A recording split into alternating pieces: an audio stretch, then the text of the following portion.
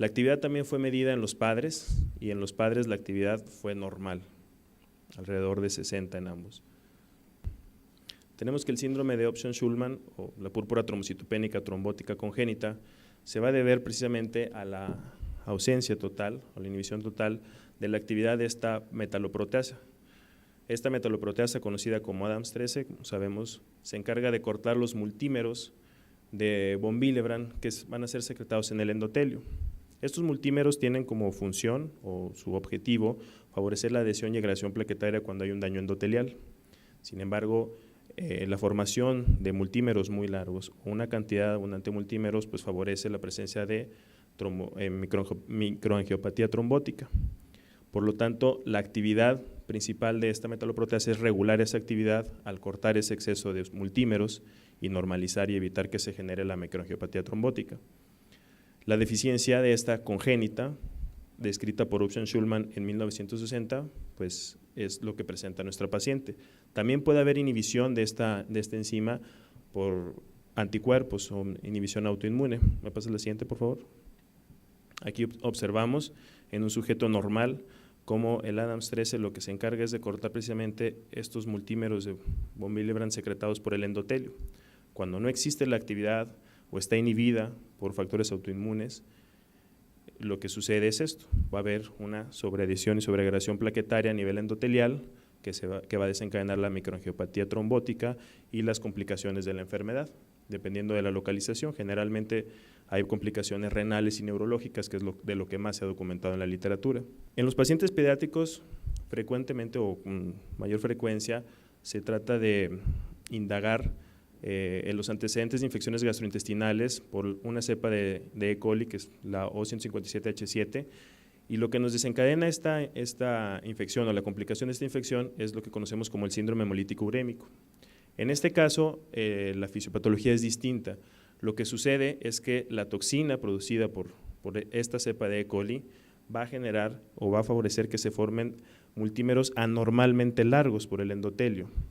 Entonces aquí no hay deficiencia propia de la actividad enzimática, sino hay una excesiva producción de multímeros o multímeros muy largos que, a pesar de que haya una metaloproteasa, no pueden ser degradados de manera normal, que es lo que podemos observar en esta diapositiva. La toxina va a favorecer la formación de multímeros excesivamente largos. Entonces, a pesar de que se tenga una función adecuada de la metaloproteasa, no va a alcanzar a cortar los multímeros y va a haber esa sobreadhesión, sobreagregación y, a la postre, la microangiopatía trombótica. A la fecha se han descrito en la literatura más de 100 casos de deficiencia congénita de ADAMTS13 o síndrome de Option-Schulman, que inicialmente se describió en 1960. De estos arriba de 100 casos se han contado hasta a la fecha 87 mutaciones distintas del gen que codifica a dicha metaloproteasa. Ninguno de los casos que se han descrito a la fecha procede de literatura mexicana o latinoamericana. Claro que tenemos que tomar en cuenta que el ADAMTS13 fue puesto en evidencia, por así decirlo, en 2001, entonces es relativamente reciente el que se conoce la actividad de esta metaloproteasa. Me pasaría a la siguiente. Y nada más aquí para mencionar, el gen se encuentra en el cromosoma 9, en el brazo largo, la región 34, 1.2, y tiene distintos sitios donde se pueden presentar una gran cantidad de mutaciones. O sea, no quiere decir necesariamente que no exista la metaloproteasa, sino que su actividad está inhibida por alguna de las más de 80 mutaciones que existen. El número de informes en la literatura de esta deficiencia, pues a la fecha sigue incrementándose. Sin embargo, en nuestro medio, como es una entidad poco sospechada, pues está subdiagnosticada. Entonces es necesario tenerla en cuenta cuando se presente, sobre todo en pacientes en la edad pediátrica, que tengamos pacientes, como el caso de esta niña, una niña de 10 años con una trombocitopenia de 5 años de evolución, o sea, pacientes con trombocitopenias crónicas y refractarias a tratamiento. Y pues, eso es todo. Muchas gracias. Escucharemos al doctor Alejandro Ruiz Argüelles. El doctor Alejandro Ruiz Argüelles es director de los Laboratorios Clínicos de Puebla. Él va a presentar la citometría de flujo en el diagnóstico y la clasificación de la hemoglobinuria paroxística nocturna. Muy buenas noches. Muchas gracias por por la oportunidad de compartir con ustedes. En los siguientes minutos les voy a platicar algunos nuevos criterios para diagnóstico y clasificación de la HPN, que quizás el mensaje más importante de estos nuevos criterios es saber que la enfermedad, cuando aplicamos estos nuevos criterios de detección, es bastante más frecuente de lo que siempre hemos pensado. Les voy a platicar un poco de historia. Esta enfermedad fue descrita en 1866 por William Gall, después Paul Strubing en 1882, o sea, varios años después, describió su asociación con ejercicio y con la administración de hierro. En el 911, o sea, ya muchísimo tiempo después, y 13, respectivamente Marchiafava y Micheli añadieron poco al conocimiento, sin embargo son el epónimo de la enfermedad. A lo mejor algunos de ustedes no lo saben, pero también se le llama la enfermedad de Marchiafava-Micheli. Entonces, poco aportaron, pero se llevaron el crédito.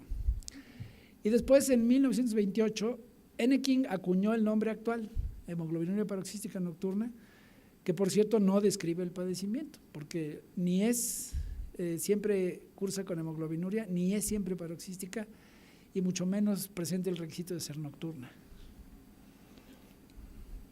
Miren, este es Ettore Marchiafava, este sujeto que está aquí, que a todas luces se ve que es un pillín, ¿verdad? Se tiene cara de pillín. Y vean, Sir William Gall, el que realmente describió la enfermedad, pues lo ve casi con cierto recelo, porque le quita el crédito de la descripción de la enfermedad. Estas son fotos históricas. Originalmente esta se encontró como una enfermedad hemolítica, era una enfermedad de los eritrocitos que durante mucho tiempo se pensó que podría ser corpuscular, o sea, una enfermedad propia de los eritrocitos, y no se sabía con certeza si era un problema del esqueleto eritrocitario, si era un problema enzimático o si era un problema que tuviera que ver con anticuerpos. Y durante muchos años esta enfermedad navegó en el terreno de la ignorancia, ¿verdad? Era una enfermedad que se diagnosticaba por pruebas de hemólisis que a todas luces pues fue así como el burro que tocó la flauta, porque alguien puso los eritrocitos de estos pacientes en una solución ácida y se deshicieron, y entonces dijeron, pues es una enfermedad en donde el eritrocito tiene una sensibilidad elevada a la lisis por soluciones ácidas o en presencia de azúcares, y durante mucho tiempo esta anduvo peregrinando hasta que los hematólogos, y no quiero con esto molestar a nadie, pero decidieron que esta enfermedad debía ser de los inmunólogos, porque todo lo que no se entiende, dicen, esto es inmunológico o genético, ¿verdad? Entonces, cuando se le otorgaron a los inmunólogos, cuando cayó en nuestro terreno, porque yo soy inmunólogo, por fin entendimos de qué se trata esta enfermedad. Entonces, durante décadas se consideró una anemia de causa intracorpuscular y recientemente fue reclasificada como una panmielopatía clonal. Es una enfermedad clonal que está causada por una mutación somática del gen PIK-A que está mapeado en XP22.1. Y básicamente su expresión fenotípica es por la ausencia de una proteína involucrada en la síntesis del GPI. Este es un esquema de cuál es el problema con esta enfermedad. Hay una acetiltransferasa, aminoaciltransferasa, que se llama así, con este nombre tan largo, ¿sí?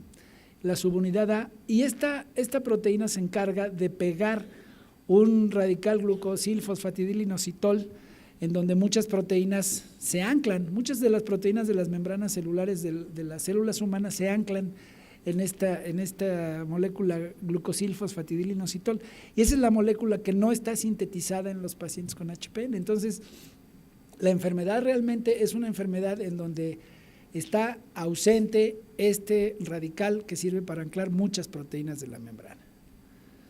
Las pruebas de hemólisis, por tanto, ya no son las pruebas que debemos de seguir usando, debemos de olvidarlas, son pruebas que pertenecen al